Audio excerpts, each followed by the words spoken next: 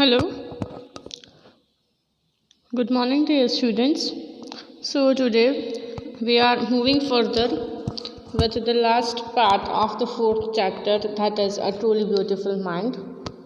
And in the last part we had just discussed about the Albert Einstein, and he got married at the age of 21 years and what success he has just achieved. So let's move further. When the Nazis came to power in Germany in the year 1933, Einstein emigrated to the United States. And emigrated means leave one's own country in order to settle permanently in the another one. So Albert Einstein, when he was living over there, and at that time, Nazis is also one type of a community like as the Britishers entered India. And the same way, Nazis has took the whole power in the Germany, means Nazis had ruled over the whole of Germany in the year 1933, and because of this reason Albert Einstein just migrated from Germany to the United States. And emigrated means to leave one's own country in order to settle permanently into the another country. That is the meaning of emigrated. And as the Nazis has occupied the whole of Germany and started ruling over the Germany, and Albert Einstein was against the Nazis, so he just left Germany and migrated to the United States. 5 years later, the discovery of a nuclear fission in Berlin and American physicist 5 years later, the discovery of a nuclear fission in Berlin and American physicists in an uproar. Many of them had fled from fascism, just as Einstein had, and now they were afraid that the Nazis could build and use the atomic bomb as well. So, after that, in the year 5 years later, means in 1933 he left. So, after 1938, around 1938, Albert Einstein discovered the nuclear fission. And where did he discover that? He discovered the nuclear fission in the Berlin. But as he was settled in America, but after the when discovery of the nuclear fission as well, the American physicists were totally upset. Why? Because many of them had faced many problems, and Einstein had also seen that half the Nazis has occupied over the whole of Germany, and might be possible that they will also be thinking that for a war kind of a situation they will also use some weapons, and might be possible that they use the atomic bomb as well. At the urging of a colleague, Einstein wrote a letter to the American President Franklin D. Roosevelt on 2nd of August 1939, on which he warned a single bomb of this type exploded in a port might very well destroy the whole port together with some of the surroundings as well. So, after all the physical discussions and many of the things, Albert Einstein just wrote a letter to the President of America, and at that time Franklin D. Roosevelt was the American President. And on which date he wrote the letter? He wrote the letter on the 2nd of August 1939, and in the letter he had just warned to the American President that if such kind of an atomic bomb, which was discovered by though in the United States, Albert Einstein has discovered the atomic fission, nuclear fission.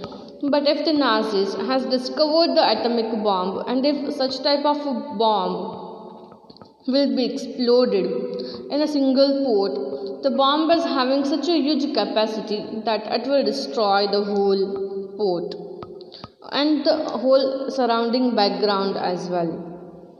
So his words did not fail to have an effect. The Americans developed atomic bomb in a secret project of their own and dropped it on the Japanese city Hiroshima and Nagasaki on August 1945. So, after the warning given by Albert Einstein to the Franklin D. Roosevelt, the President of America, what did they do? They had just started preparing an atomic bomb. But whatever the words which were said by Albert Einstein to the Franklin D. Roosevelt, the President of America, did not fail. He also thought that no, whatever this person Albert Einstein is saying, he is having something in his words. He can just imagine the future, and on the basis of that future he had just said that if an atomic bomb has been exploded, it will destroy the whole part and also the surrounding areas as well. Whatever the part it is, wherever it is exploded, it will destroy the whole area. So Albert Einstein's words did not fail, and after that American president just gave the permission to discover or to develop the atomic bomb, but it was a secret project mission, and it was developed only by the America in a secret form.